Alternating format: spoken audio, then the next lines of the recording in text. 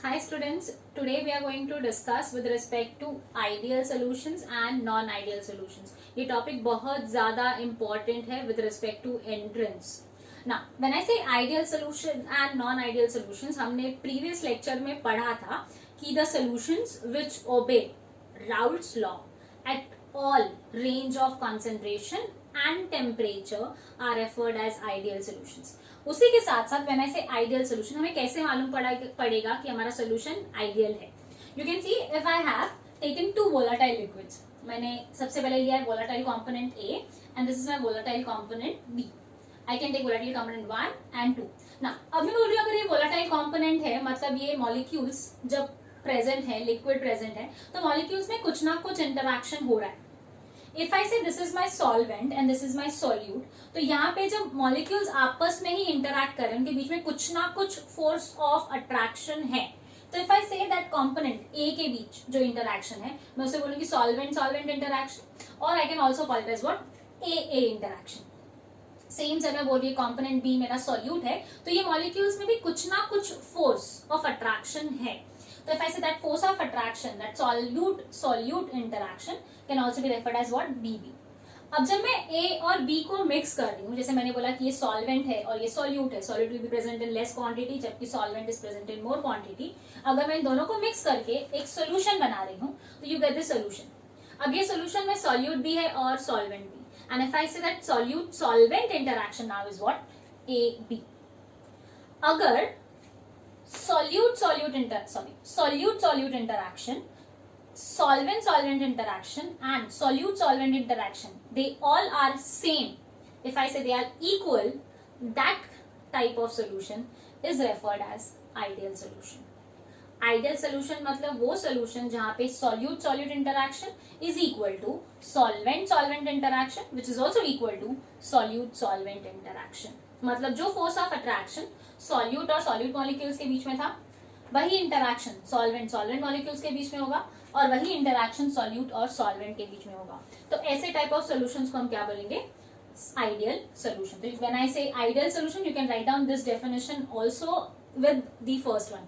जब हमने first one पढ़ा था, the solutions which obey Raoult's law at all range of concentration and temperature is called as ideal solution.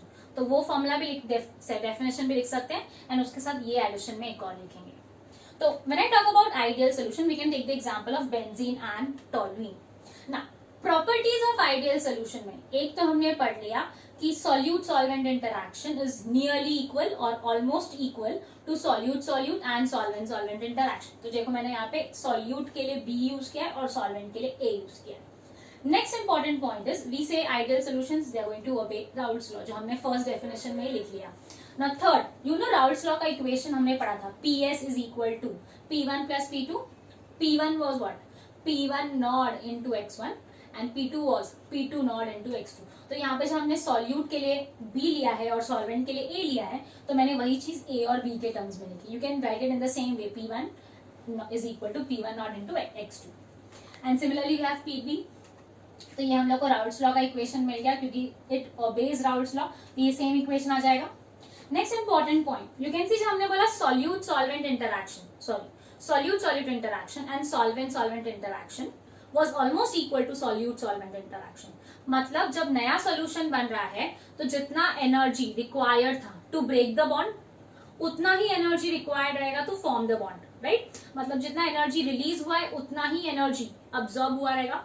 And therefore we say there is no change in heat energy, or I can say enthalpy, and therefore we say there is no change in heat while mixing the solute and solvent, and therefore it comes to 0. And जब interaction same है, force of attraction same है, मतलब जो molecules जो space occupy कर रहे हैं वो भी same रहेगा, and therefore there will be no change in volume, and therefore we say delta V is equal to 0 because the interactions are same before mixing and after mixing the solution. So this is with respect to ideal solution. Now important trick, हमको ना exam में question कैसा आता है, will get a question कि identify this is an ideal solution और non ideal solution. तो हम लोग कैसे फाइंड करेंगे कि वो आइडियल है या नॉन आइडियल. तो we have tricks to remember the solution is ideal और नॉन आइडियल. आइडियल सोल्यूशंस वो रहेंगे which will have almost similar structure and similar functional group. Similar structure मतलब I can say they can be all straight chains, या फिर सबका iso group होगा, या branching में सब नियो रहेंगे। सिमिलर मैंने से सिमिलर फंक्शनल ग्रुप, लाइक दोनों भी अल्कोहल होंगे, या दोनों भी एरोमेटिक रिंग्स होंगे, या फिर दोनों के पास हैलाइड ग्रुप होगा। Third, we say when they have similar functional group, similar structure, they'll also have similar intermolecular force of attraction. जो मैंने second definition लिखाया वो interactions मतलब क्या है? Intermolecular force of attraction. मतलब अगर दोनों molecule polar है तो उनके बीच में कौन सा interaction रहेगा? Dipole dipole. तो they'll be ideal. अगर दोनों मॉलिक्यूल्स नॉन पोलर है तो उनके पास क्या रहेगा? डिस्पर्जन फोर्स और I can say van der Waals forces. But important point याद रखना है कि van der Waals force change होगा अगर मॉलिक्यूल्स का ब्रांचिंग चेंज होता है। Like if I compare iso with neo तो वो ब्रांचिंग चेंज हो रहा है and because of that van der Waals forces will change. और I can say tert compound या नियो, तो इन सब में भी van der Waals forces will change because of the branch structures. So let's see the examples over here for ideal solution. सबसे पहले we have is n-hexane and heptane. You can see दोनों भी alkane groups है और n मतलब दोनों भी क्या है? straight line, straight chain. Second we have is chlorobenzene and bromobenzene. You can see benzene है और halogen तो same functional group.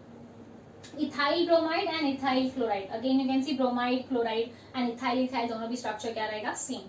We have next carbon tetrachloride and silicon tetrachloride. You can see दोनों में भी tetrahedral structures रहेंगे. Next we have is ethyl bromide and ethyl iodide. And last we have is benzene and toluene. So these are nothing but the examples of ideal solutions. So as we have completed with ideal solutions, we'll move to the next one, that is non-ideal solution. उसके पहले we have a graph for ideal solution. You can see हमने pressure composition graph draw किया है. हमने Raoult's law में क्या पढ़ा था? Raoult's law states that P1 is equal to P1 naught into X1 और I can say PA is equal to PA naught into XA. मतलब vapour pressure, sorry partial vapour pressure is directly proportional to mole fraction. अगर vapour pressure is directly proportional to mole fraction तो you can see हम अगर graph plot करेंगे मतलब mole fraction increase किया तो partial vapour pressure भी बढ़ रहा है. अगर दोनों बढ़ रहा है तो you get the equation what? Get a straight line. अगर वो भी नहीं समझ में आ रहा तो you can see if I से P1 is equal to P1 naught into X1. मतलब this is equation in the form of y is equal to mx plus c. अगर equation y is equal to mx plus c के form में आ रहा है, you know it is a straight line और c का value, intercept का value क्या है? 0.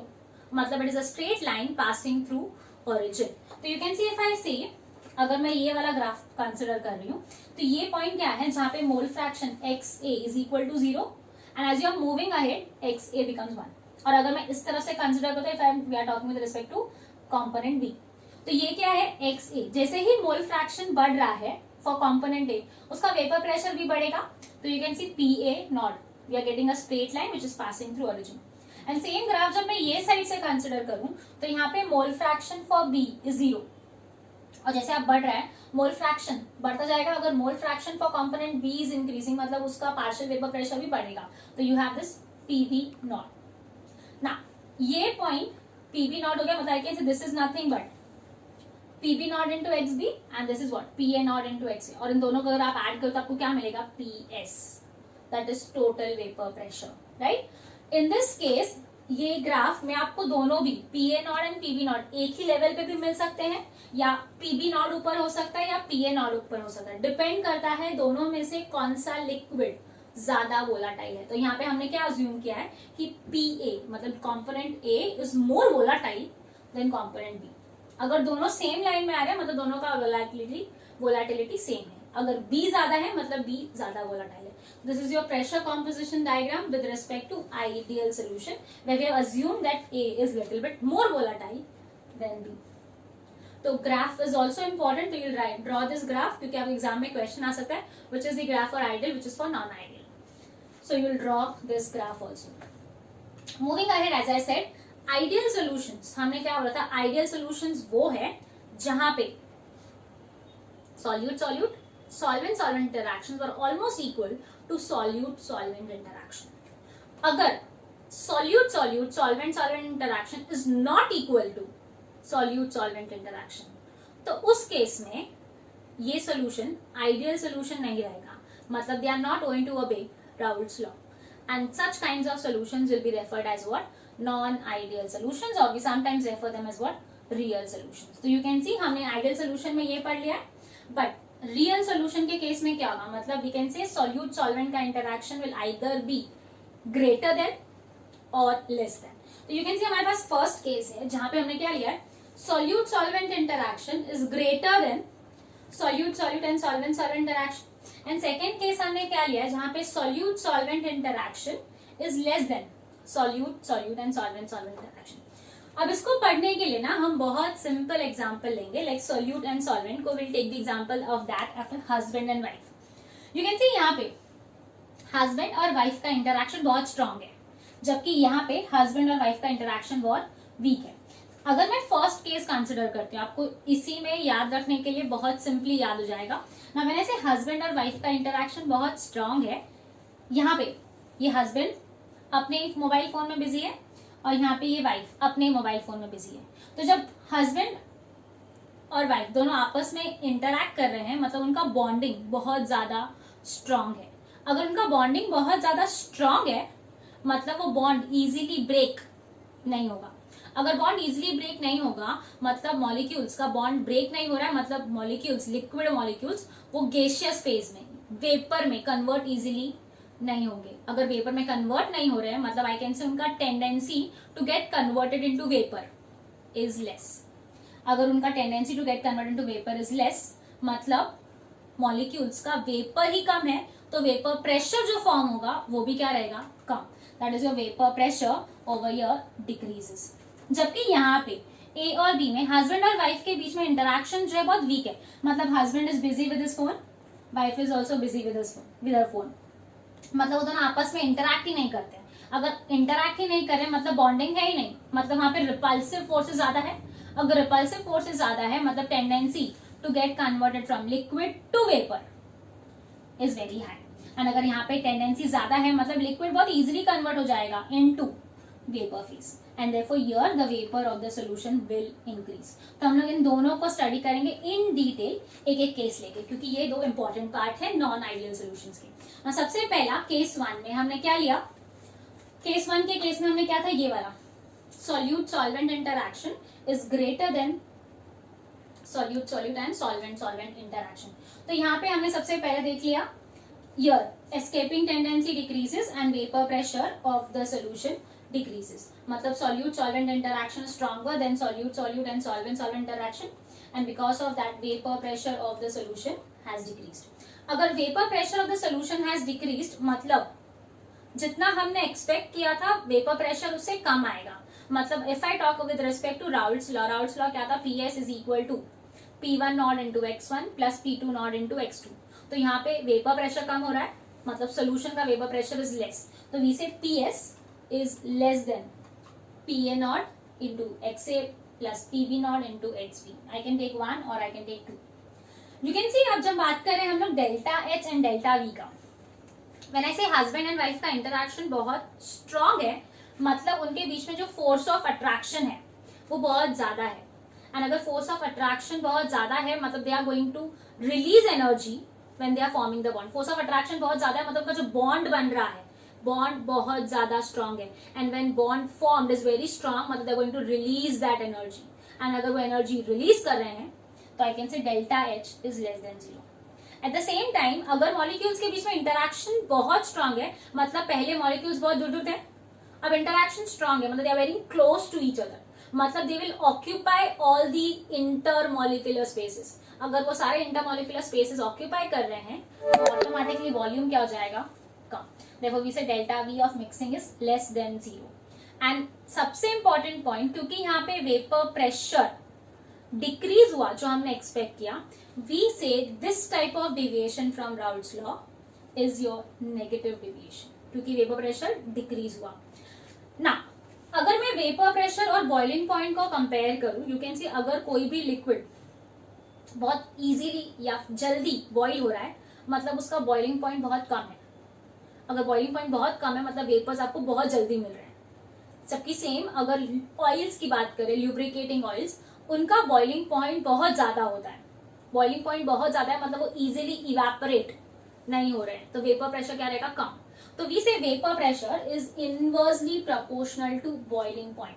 अगर vapour pressure is inversely proportional to boiling point तो यहाँ पे नेगेटिव डेविएशन था, वेपर प्रेशर कम है मतलब बॉइलिंग पॉइंट ज्यादा. एंड इसीलिए ऐसे टाइप के सॉल्यूशंस को हम क्या बोलते हैं, मैक्सिमम बॉइलिंग मिक्सचर्स या high boiling azeotropes. High boiling azeotropes. When I से एजियोट्रोप, एजियोट्रोप मतलब क्या है, it is a mixture of 2 or more liquids. It is a mixture of 2 or more liquids जिनका concentration almost same है. They have almost same or I can say constant boiling point. And when you evaporate them, जब उसको heat कर रहे हो, liquid से vapour में convert हो रहा है, तो वेपर का कॉम्पोजिशन भी वही रहेगा जो आपके लिक्विड का कॉम्पोजिशन है. ऐसे टाइप के कॉम्पोजिशन को हम क्या बोलते हैं, एजियोट्रोप्स. तो azeotrope you can say it is nothing but a mixture of 2 or more liquids which have almost same concentration. And when we talk about the boiling point is almost same or I can say constant. और जब वो evaporate होंगे तो जो vapour बनेगा उसका composition भी same रहेगा. So this is with respect to non-ideal solution. Now let's learn the examples of non-ideal solution with respect to negative deviation. So you can see उसके पहले we have a graph. Now जो हमने ideal solution का graph पढ़ा था, if you remember that, यहाँ पे negative deviation मतलब प्रेशर क्या होने वाला है, कम. अगर प्रेशर कम होने वाला है तो यू कैन सी ये रेड लाइन जो था ये आइडियल का है, और क्योंकि वेपर प्रेशर कम हुआ है and therefore you can see the graph goes down. पूरा ग्राफ सेम है, सिर्फ graph you can see the black ones क्योंकि वेपर प्रेशर डिक्रीज हो रहा है. रेड वाला जो लाइन है वो हमने एक्सपेक्ट किया था. This PS is less than PA naught into XA plus PB naught into XB. Talking with respect to examples, you can see सबसे पहला example we have is chloroform and acetone, chloroform and benzene, chloroform and diethyl ether. Then we have acetic acid and pyridine. We have water and HCl, water and nitric acid, and last is your acetone and aniline.